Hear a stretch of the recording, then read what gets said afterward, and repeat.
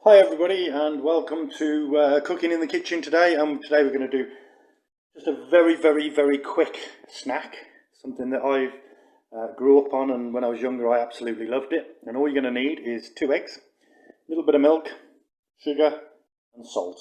This is 1 tablespoon of sugar, pinch of salt, a little bit of milk and 2 eggs and 2 pieces of bread.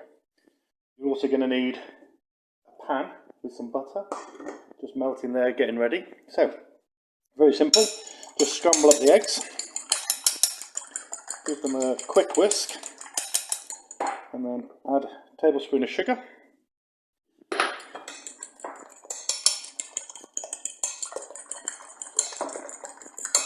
just a little splash of milk. You can add a little bit more milk if you like, a little bit less, whatever really suits you for the taste. I mean, the taste of this is lovely. We used to call it when I was younger gypsy toast, but French bread, there are all sorts of different ways of calling it. A little pinch of salt in there.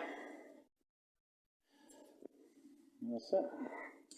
Just whisk that up. Have that all nice and ready. And that's all ready. Just turn that down.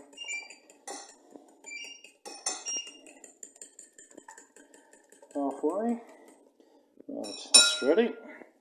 So all we do now, just pour that onto the plate so it's nice and flat. And then we just pop the bread in. Leave it for a couple of minutes. Give it a quick flick over. Leave that for a couple of seconds.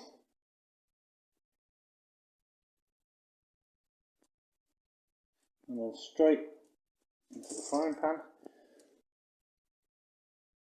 and then leave that to cook through. And this is absolutely beautiful. Tastes amazing.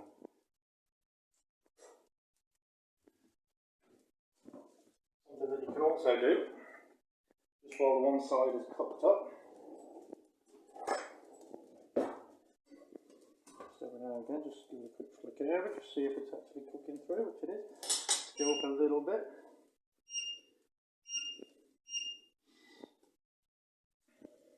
I always like to put a little bit of pepper on the one side while the other side cooks.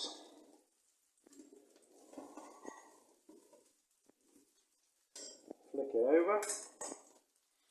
You turn it over once or twice, a couple of times, and it's absolutely fantastic.